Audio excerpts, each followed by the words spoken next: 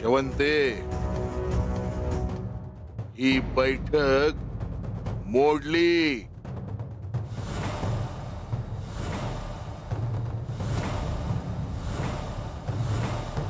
माया पोरीचा हात रंगाच्या हातात देणार नाही.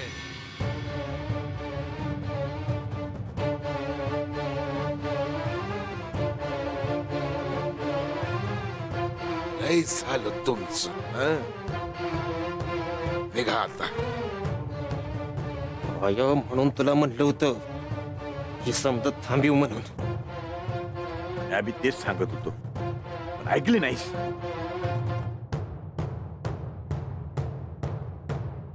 आज्या, या काय म्हणते, तुझी मेंढर मला देऊ न ग. पर बानू आणि रंगाचा विचार कर बाबा. निघत ना. निघत ना.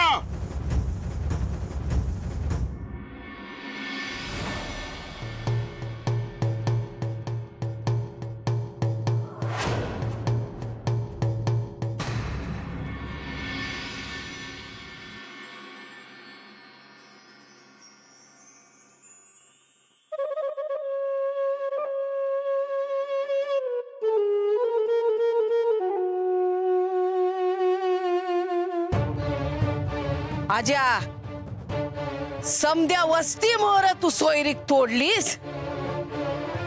आता कोण तुझ्या पोरीशी लगीन करणार हाय?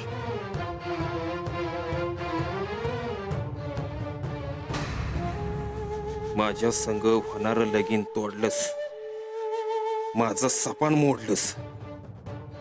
आता म्या बघतोच कोण करतं तुझ्या संग लगीन. ती या वस्तीवलाच काय, पर कोणत्या बी वस्तीवल्या पोरा संग तुझं लगीन होऊ देणार नाही म्या. आणि तसं जर झालं तर म्या माझं नाव बदलीन.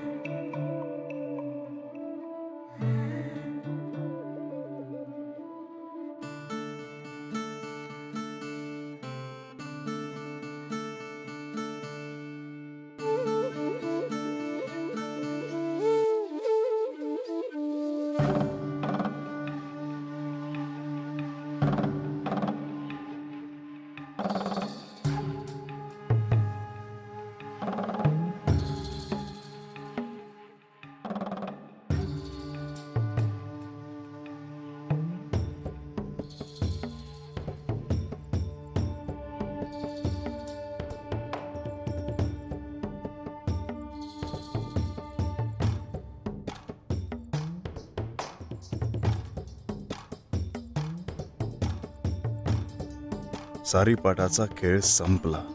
मला हरायचं होतं, मी हरलो. आता लवकर इथून निघायला हवं. जो पण मी लावला त्याप्रमाणे हे साम्राज्य, सिंहासन, शिवत्व म्हाळसेच्या स्वाधीन करायला हवं. सारीपाटाच्या खेळात माझा विजय झाला आहे. मी जिंकले. पण राजवाड्यात ही शांतता कसली?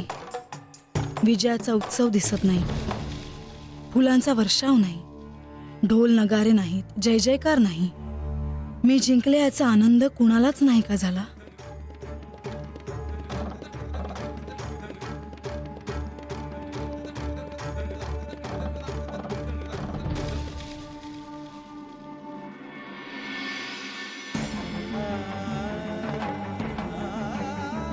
एकदा म्हाळसेला मी सांगितलं की मी चाललो आहे म्हणजे झालं.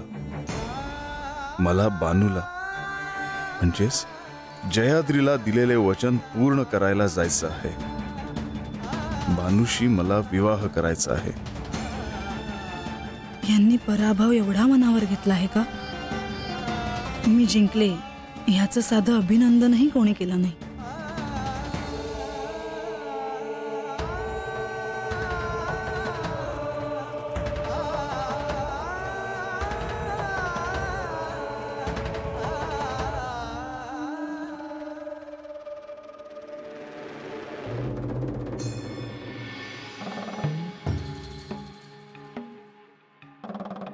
थांबा. लतिका, औक्षणाचं ताट आणायला सांगतेस का? हो. म्हाळसा देवींचा विजय झाला आहे, त्यांचं औक्षण करायला हवं.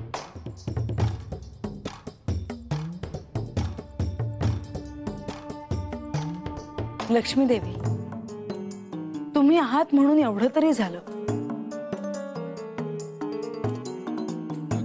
नाहीतर मला वाटलं की मीच हरली आहे.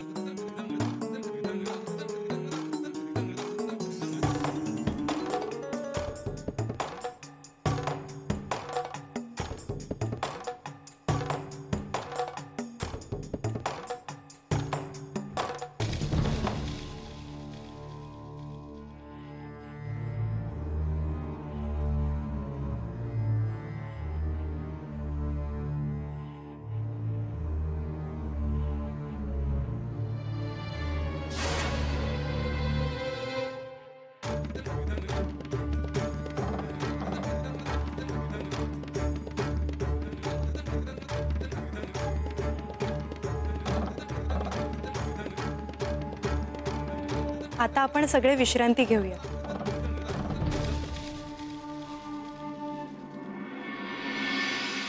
देवा,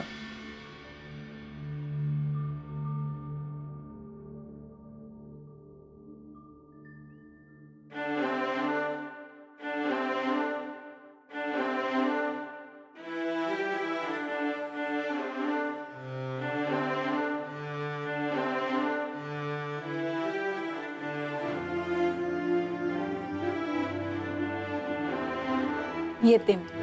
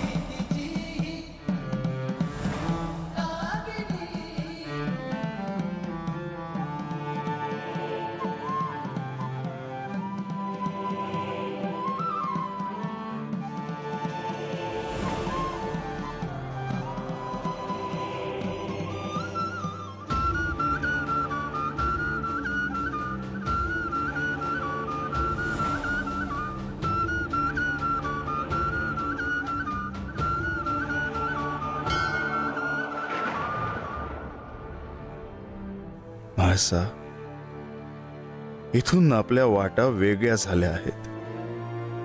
इथून आपण दोन वेगवेगळ्या दिशेने चाललो आहोत. यानंतर आपण पुन्हा एकत्र कधी भेटू हे सांगता येत नाही.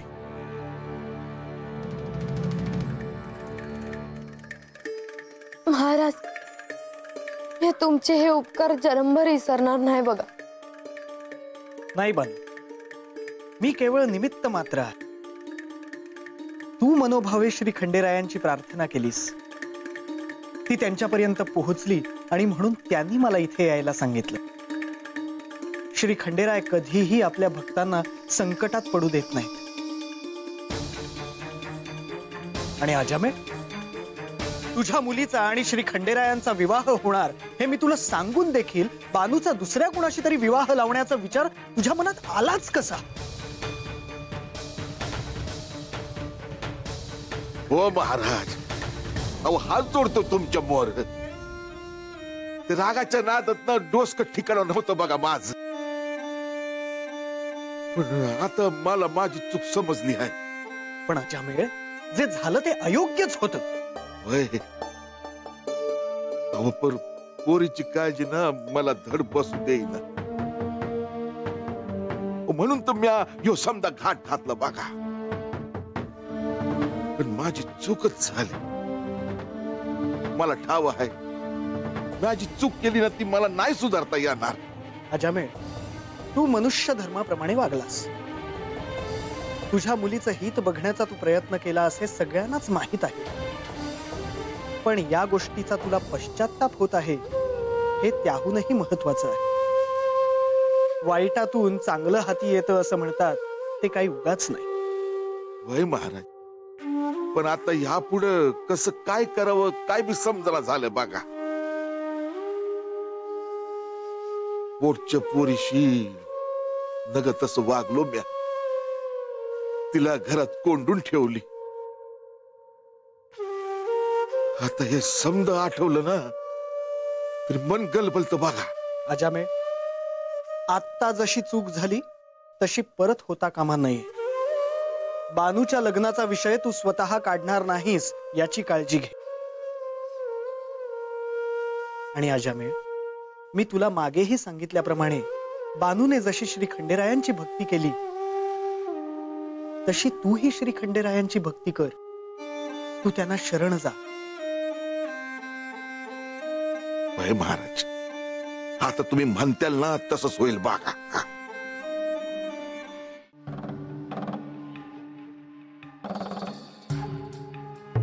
प्रधानजी, अखेर सारीपाठाचा खेळ ठरल्याप्रमाणे झाला. देवा, तुम्ही मला दिलेलं दायित्व आता पूर्ण झालं. त्यामुळे इथून पुढे जे करायचे आहे ते तुम्हाला. नाही प्रधानजी, जोपर्यंत मी बानूकडे जाण्यासाठी जेजुरी बाहेर पाऊल टाकत नाही तोपर्यंत तुम्ही माझ्या सोबतच असावं. कारण हे वाटतं तेवढं सोपं नाही. परंतु देवा, आता सगळं झालं. आता म्हाळसादेवींना एवढंच सांगायचं आहे की तुम्ही चालला आहात.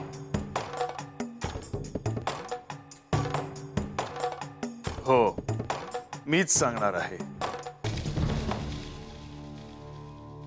पण प्रधानजी, ती सहजासहजी मला जाऊ देईल असं वाटतं का? मला मान्य आहे देवा, परंतु आता पती पत्नींमधील भांडणात मला ओढू नका. कारण तुम्ही गेल्यानंतर त्यांची काळजी घेण्याचं दायित्व तुम्हीच मला दिलं आहे. प्रधानजी, या निमित्ताने आणखीन काही वेळ तुमचा सहवास. कारण पुन्हा आपण कधी भेटू हे सांगता येत नाही. हा जेजुरी गड, तुम्ही, म्हाळसा देवी, ह्या सगळ्याची खूप सवय झाली आहे. आता तुम्ही इथे नसणार. तुम्ही परत याल, पण त्यासाठी खूप मोठा काळ जाणार आहे. तुमची उणीव सतत जाणवत राहणार. प्रधानजी, जेव्हा मी बानूकडे जाईन तेव्हा असे अनेक प्रसंग येतील की ज्यावेळी माझ्या तोंडून सहजच प्रधानजी आपण हे करावे असे येईल. प्रधानजी, मला आणि बानूला भेटायला या.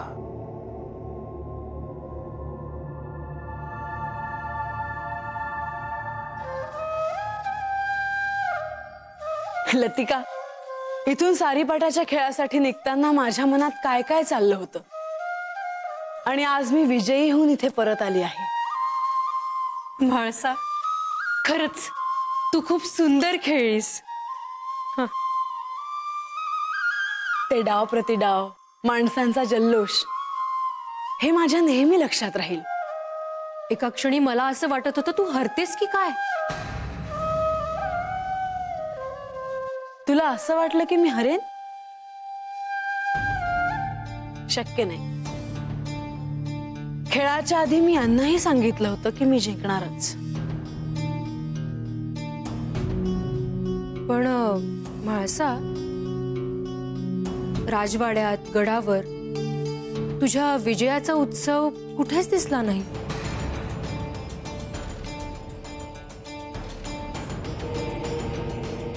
हो, मलाही जाणवलं ते. पण स्वाभाविक आहे, त्यांचा राजा हरला आहे. त्यांची सम्राज्ञी जिंकल्याचा आनंद, उत्सव साजरा करणं त्यांना अवघड वाटेल. म्हाळसा, पण हे योग्य नव्हे ना. पुरे झालं. आता तू माझ्या आनंदावर विरजण घालू नकोस.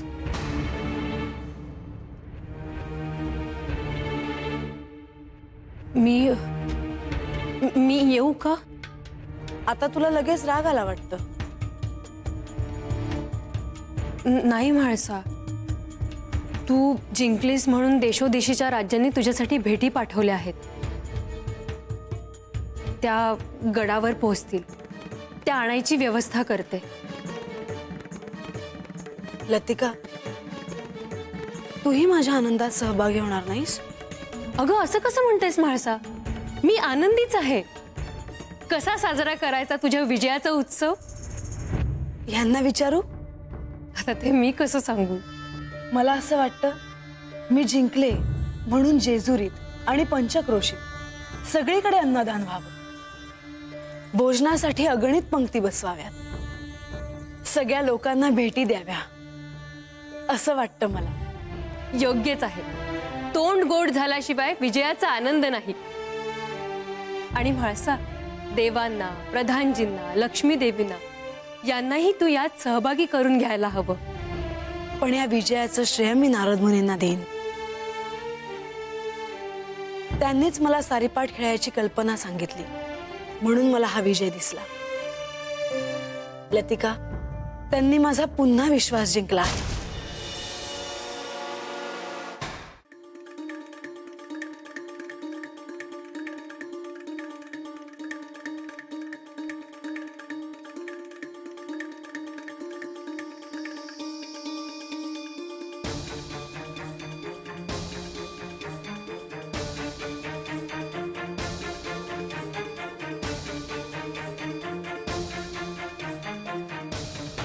बानू, तुझ्या कठोर परीक्षेचा काळ आता तुर्तास तरी संपला आहे. पण परीक्षा पूर्णपणे संपली आहे असं मात्र समजू नकोस. वय महाराज, महाराज तुम्हाला एक विचारायचं आहे बघा. विचार ना, मनात कुठलीही शंका ठेवू नकोस. महाराज, अहो मी वस्तीवर दवंडी ऐकली आहे की देवन म्हाळसा देवी सारीपाटाचा डाव खेळणार आहेत म्हणून. होय बा, करहे पठाराच्या रांगेत एका पठारावर श्री खंडेराय आणि श्री म्हाळसा देवी यांच्यात सारीपाटाचा खेळ खेळला गेला. दूरहून अनेक लोक हा खेळ पाहण्यासाठी या ठिकाणी आले होते. भूलोकच नव्हे तर सारी सृष्टी, देवलोकही या खेळाची वाट पाहत होते. पर महाराज, असं काय वेगळं आहे हो त्या खेळात? नारायण नारायण. बानू, प्रत्येक गोष्टीची एक योग्य वेळ यावी लागते. या खेळाची देवलोकही इतक्या उत्सुकतेने वाट का पाहत होते हे मात्र मी आता तुला नाही सांगू शकत. मी तुला इतकंच सांगू शकतो की हा सारीपाटाचा खेळ खूप रंगतदार झाला. होय का महाराज? होय बानू, माध्यान्नीपर्यंत हा खेळ चालणार होता. अटीतटीच्या या खेळात कधी श्री खंडेरायांचं पारडं जड व्हायचं, तर कधी श्री म्हाळसा देवी. पर मग नक्की जिंकलं तरी कोण? सारी सृष्टी ज्या खेळाकडे डोळे लावून बसली होती, त्या खेळात अखेर श्री म्हाळसा देवी विजयी ठरल्या.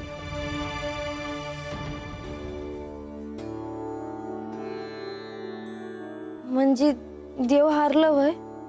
होय पण